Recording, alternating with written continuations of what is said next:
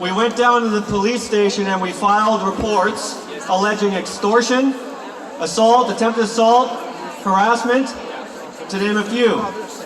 And we did this, at least for me, I did it for two reasons. One, I truly believe the crime of extortion happened to me, and that's why I filed it. And the second reason is, it's happening by employers to all of us. So when I look at what's happening, I'm like, look, this is bloody extortion as far as I understand when I read the criminal code. And if I don't do it, who's gonna do it? So myself and a handful of teachers, we went and did it. And then it came out on the Toronto Star the other day. We thought a press release was going to be done, but what happened was they used the Toronto Star to say that the police don't want us to come down to file reports anymore because they don't consider it a crime. I don't have to say that I can't understand how it's not extortion when if an employer said have sex with me or lose your job, that is.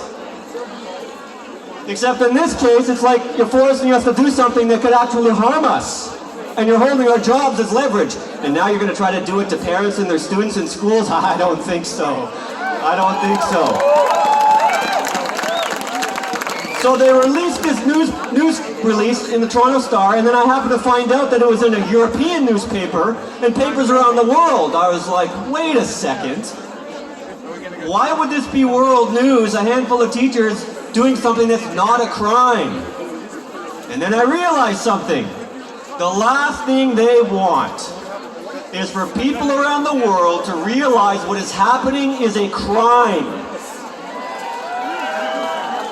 And there are many crimes happening. I just wish, could you imagine if whistleblowers, somebody say who worked for the media or for CBC or whatever, if they were to come out and report to the police the crime that they're witnessing, boy, things would start to change, wouldn't it?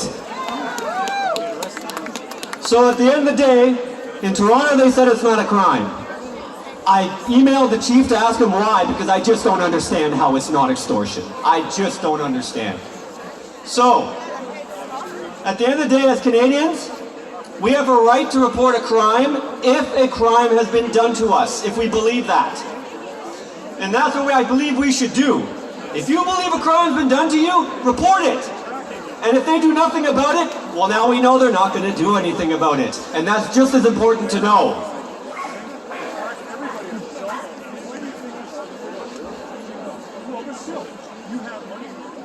I'm fed up with nothing happening. I'm fed up with nothing happening. Everybody seems to think that it's just a job, it's just an employer, it's just a policy. These are crimes. You want to stick a needle in my child that could kill them for a virus that's not going to hurt them? And you think that's acceptable? It is not acceptable, and that's why there's so many people here today.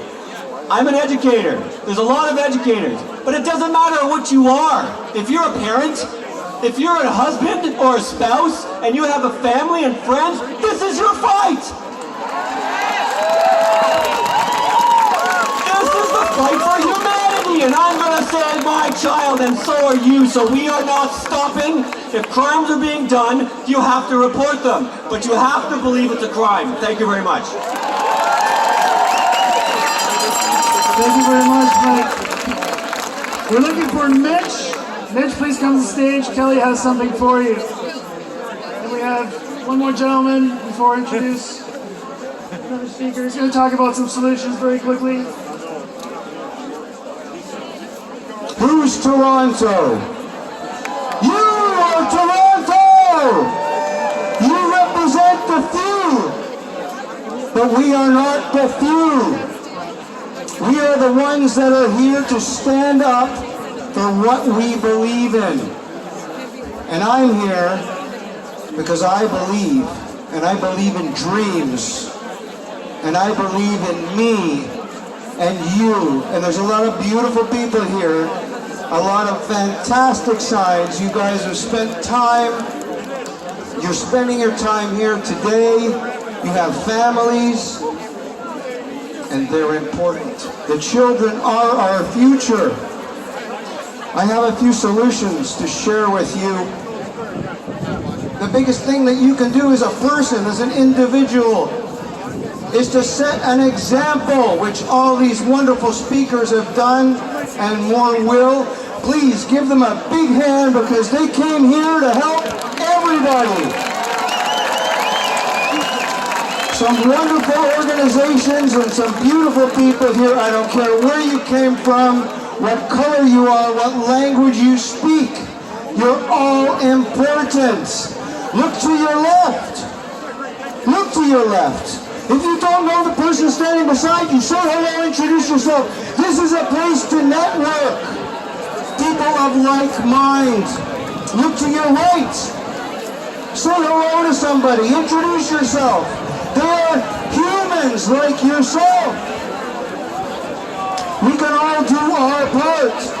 We need to have compassion for every single living thing, especially every single human. Vaccinated, unvaccinated, it doesn't matter. They know not what they do. We have been brainwashed from birth. It's a tough cycle to break. We do have brains. We have the ability to do critical thinking. It's time to do some critical thinking. You're not here to please anybody. You're here to please yourself and follow your path. Recognize your power and stop blaming others. Yes, there's some tyrants. They will pay for their crimes. You can help by setting an example. We're capable of almost anything. Anything. You need to keep your frequency high. How do you do that? Love! We need to love each other. Everybody. Stop judging everybody. The one on the corner who is sitting on the corner who's got a cup in his hand or her hand. They need help. We all need help. And we can help each other because we are humans. Do you know what a hue is? We are all human. There are some things you can do to help your health. Colloidal silver will knock out the COVID up your nose and down your spout. Colloidal gold will help your brain. These will help the people who have been jabbed also. You'll notice that they're all having issues. There's a big issue with myocarditis, blood flow. Can you imagine having your blood be like maple syrup? It's pretty thick. It doesn't work well that way. How do you thin the blood? Exercise, light exercise.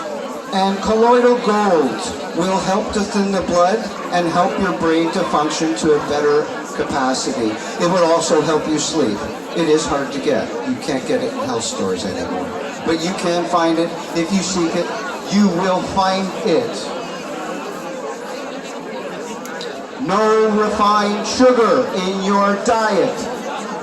Most all of the diseases, dis-ease, were caused. They are bioweapons. They are not viruses, but they are. A virus is toxin and poison. Look it up. That's what a virus is. Eat more fruit and vegetables and less meat. This will help a lot. Fast. Detox bath. This is an important one. Borax, sea salt, Epsom salts, baking soda, half cup of each in a bathtub, hot but not too hot, 20 minutes, and then shine a flashlight and see what comes out of you guys. I don't care if you've had the jab or not, you've got stuff in you. They spray it on us every single day. Pine needles, pine needle tea, it's free. Get it. Lots of nutrients, lots of vitamin C, all kinds of interesting stuff in there that's going to help your immune system. NAC, MSM, boron. That combination together is going to really help you kill the parasites and get stuff out of you. And zeolite, which you can't buy in a store, you gotta order it online. This stuff will take the metals out of your brain and to calcify your pineal gland so you can see. You need also bentonite clay and activated charcoal to get that out. It'll take it out of your body. And all these things will make a difference, but the most important thing is you and the example you set for others. We can make a difference, guys. Each and every one of us. Please be compassionate, be grateful, and give your love to every living soul. Because, I mean, why do we need such a tragedy to come together? Look at all these beautiful people!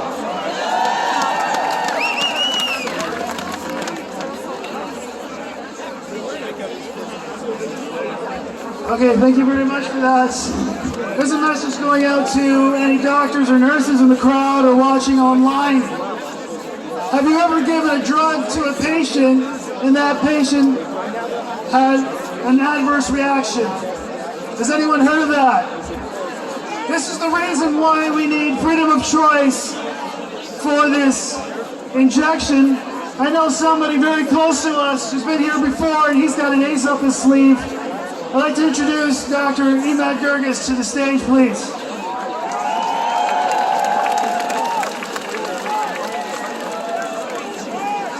Well, hello, Toronto, and hello, super spreaders. You anti-maskers, you anti-vaxxers. The terms that they use as contempt to put us down, to degrade us. We're proud of them because we're proud of being super spreaders of truth. And my message today, we want action. That's a big part of the action. Super spread the truth, number one. Number two, support one another. Because as we super spread the truth, there's some damage. They're trying to hurt and attack us to support one another. Super spread truth and support one another. There's so much in the language that they're using. And it's all upside down. For example, I always wonder, how do they label them top doctor? Dr. Tam is considered a top doctor. You know what the real definition of a top doctor is? It's someone that doesn't practice medicine, that sells the vaccines. That's the top doctor. What about the experts that media choose? TV experts, the medical experts. That's someone that practices medicine and sells the vaccines. What about the Ontario Science Table? That's a group of doctors that are paid to sell the vaccines, to lock us down, to mask us, to bankrupt our businesses, to talk businesses like my friend here up north, closed down by public health. Not for science, but for politics. You know, when I reflect about what's happening here, I think of this. The emperor has no clothes. The emperor has no clothes. For those of you who don't know that story, basically the emperor wanted a really fancy costume. So he hired these seamsters. The problem was they were corrupt. They made him an invisible gown, but they convinced him that it was a real gown and only the sophisticated can see the gown. And all the peasants, all the stupid people won't be able to see that gown. And he went out in public with that invisible gown, in the nude. The emperor has no clothes, and the tyrants have no science. They have absolutely no science. I've had the privilege of publishing in peer-reviewed journals, and I can tell you that science is very rigorous, real science. It requires 5 elements. If you look at it like building a house, number 1, you have to be academically honest. And also under the foundation, you have to be unconflicted. Then you need basically evidence-based medicine that uses benefit versus risk. Then you have academic dialogue. And then finally, you need to have informed consent. Let's use this benchmark very briefly to look at what public health has done, what government has done. Number one, are they academically honest? No. They keep saying to us the mantra, the vaccine is safe and effective, while it's waning to down to less than 40% effective, and the safety profile is appalling. We have over 20,000 reported deaths, but it's estimated by a study by Harvard University called the Lazarus Study that the actual numbers are 100-fold higher. So we could be dealing with over 2 million deaths from the vaccine. That's academic dishonesty. Why do they tell us that it's so safe and effective when Gibraltar, at 118% vaccination rate, has the highest deaths from COVID? Is that honest? It's not honest. What about the conflict? You know that it's important, if you're a real credible scientist, you're going to reveal your conflicts of interest. We have so many conflicts, and I chronicle those conflicts in my book here, Life in Medicine, Dreams, Extremes, and Political Schemes. There's a table that shows a tentacle of conflicts. The Gates Foundation, for example, gives $4.3 billion to the World Health Organization. Pays off media, pays off social media, pays off the universities that do the fake computer modeling to tell us how dangerous the virus is. But they also, their shareholders, to pharma, to Pfizer, to Moderna. What about benefit risk ratio? They tell us that now children between 5 and 11 benefit from the vaccine. But they're hiding. They're hiding. Pfizer's study was hiding deaths. There were 6 deaths reported in adult studies. There was hiding. There were 37 cases of